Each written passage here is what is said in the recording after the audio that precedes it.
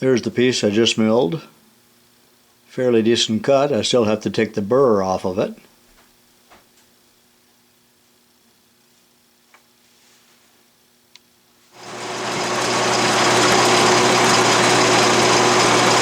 I'm milling a slot.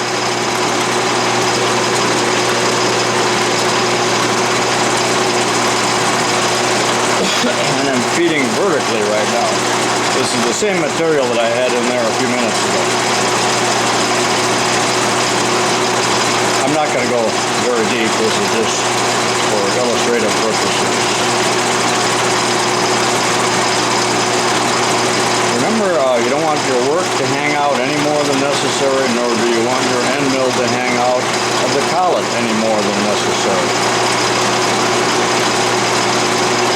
I think we'll take that out of the vise and take a look at it.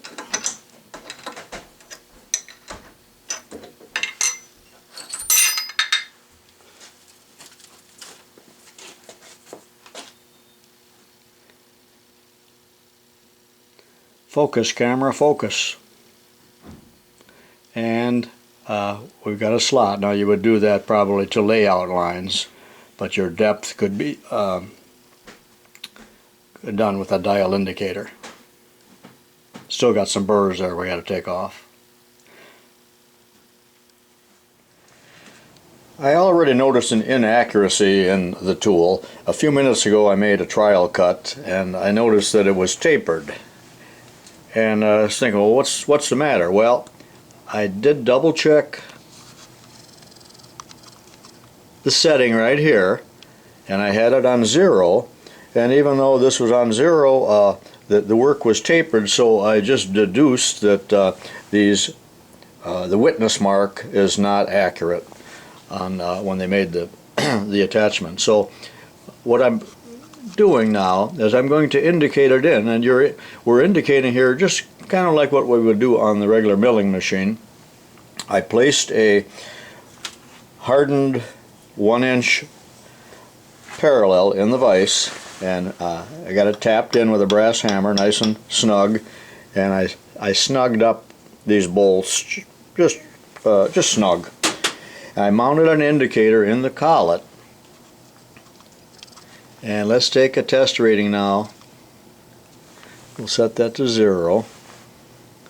And of course you can bring the carriage in and out, which is the x-axis. Bring it up to 0. And let's just run it across here a couple inches and see what we get. And you can see with the movement of only a couple inches I'm already approaching 10 thousandths off. So using my brass hammer I'm going to tap the fixture, the attachment a little bit, and bring it back to 0.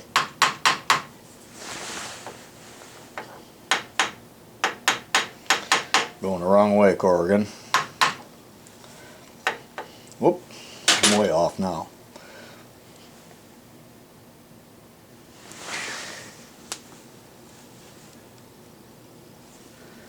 You got to have that snug enough so it doesn't move on me. And now I'm already starting to correct it. I want to run it across there about 3 inches and then tap it back to 0 and double check it.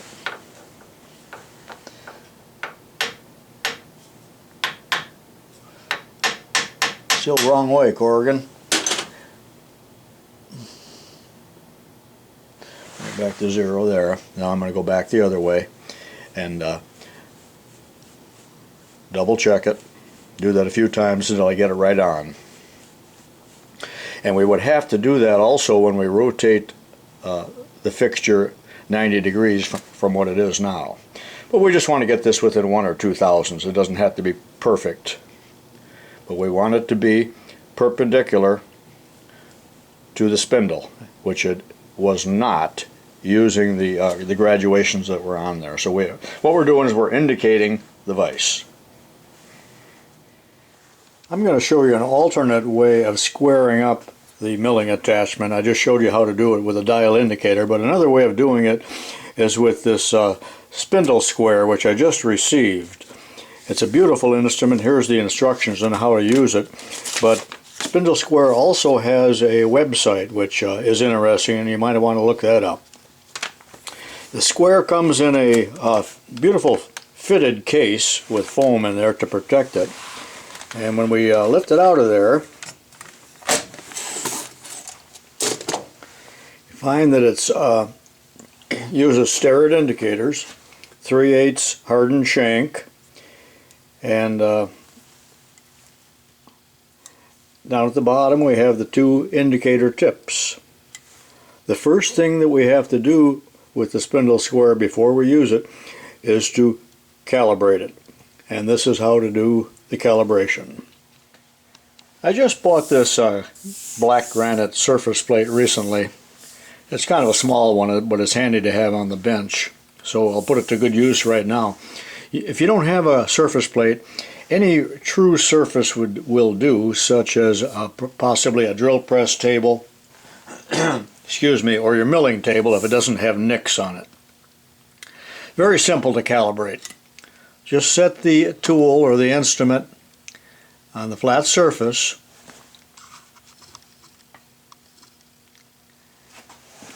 and without it rocking, set both indicators. Make sure that you unlock that right on 0. This one also on 0. And then lock it. It doesn't matter that the 2 indicator faces are not in alignment with each other. What matters is that the needles are on 0. Now the instrument is ready to use, so we're going to go put it into the Atlas lathe. The spindle square is now mounted in the spindle of the lathe. Again, unplug your machine. You don't want the machine to go on. We still got that nice 6-inch hardened parallel in the vise. And just to show you how far off this was, I put this back on 0. Now watch the indicators as I advance the parallel into the indicators, and you want to go about 1 full revolution. And now I'm going to swing the parallel until I get the same reading on both indicators. Going the wrong way.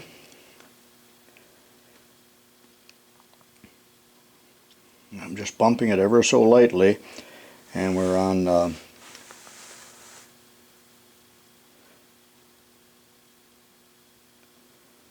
okay, we're on 31 here, and we're on 31 over here. So now I'm going to snug up the 2 bolts. It might move just a little bit when I do that, and we'll see. Snug them up equally.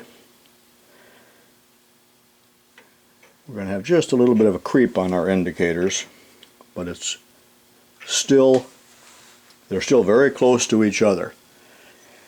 Now, it took me a little while to explain that, but once you're used to this instrument, this operation can be performed really in less than a minute, much faster than you can with a regular indicator.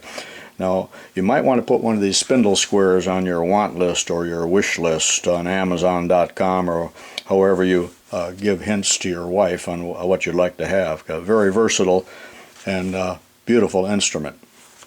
Okay, now we're ready to start the milling operation. For our next operation, we're going to cut a keyway in 3/4 inch diameter shaft. The keyway will be 3/16 wide, and the depth of the keyway is going to be 90 thousandths that I found in a chart. It's about half of the 3/16. Now we have to find the center of the work.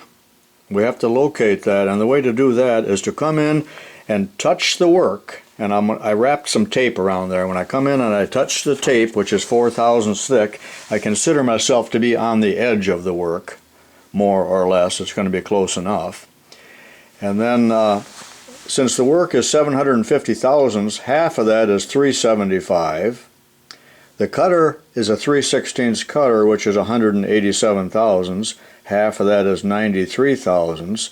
So I'm going to add those two figures and come up 468 thousandths. And we're going to feed that in with the z-axis, up and down. And then we're truly on the center of the work for our keyway. Now, as far as the depth of the keyway is concerned, I'm going to use this indicator mounted on the bed of the lathe, and after I come in and touch the work with the end mill, I'll set this to 0, and we will go in 90 thousandths. And we'll have to do that in 6 or 8 passes, since this is a light duty machine. And the steel is mild steel that we're cutting. It's not particularly soft. Alright, let's locate the work. The camera is mounted on the back of the lathe now, and I wrapped black tape around the work. Any tape will do as long as you measure the thickness of it, and this tape is about 4 thousandths thick. And you can do this with the lathe running, or you could do it just by rotating the spindle a little bit by hand until you touch the work. And perhaps I'll do it that way this time to avoid the noise of the machine. And I'm turning this, and already you can see, or maybe you can't see, but I have peeled the tape a little bit.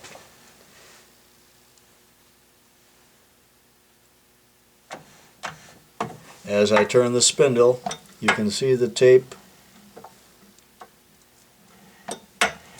getting turned. So now I'm on the edge of the work, and I'm off camera here. I am loosening my collar and setting it to 0, and then I'm going to move this in the z-axis 90 thousandths. Alright, there it's on 0. I'm tightening the little set screw, and I'm coming up 468 thousandths. I think I said 93. 468.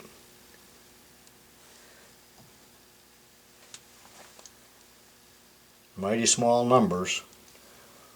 100, 200,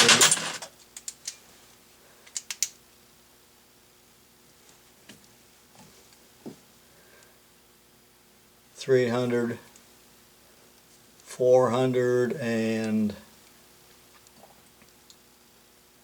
there we go. Now I'm tightening the little gib lock on the vertical adjustment, and when I bring it in, I can see that I am on the correct, what appears to be the middle of the work. So I'm confident that it is. I'm going to take that tape off of there. And my next step now is I'm going to come in and touch the work till it, and I think I'll do that without the machine running. Typically on the milling machine I have the machine running, but I'm going to come in until I touch the work. And now I am setting my indicator on the bed of the lathe up against the carriage. And then I'm zeroing it out off camera. And once I feed in a full 90 thousandths, then I'm to the right depth.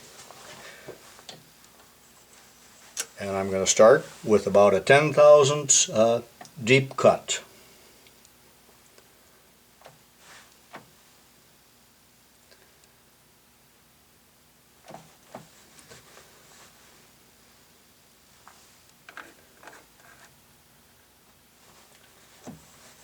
Moving it in. I'll make that 20 thousandths, and I'm locking the carriage. Here we go. Put a little bit of oil on it.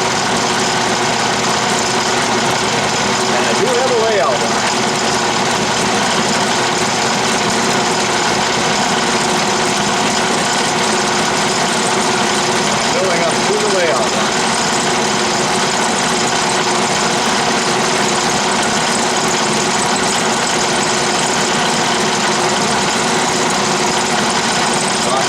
camera so you get a better view.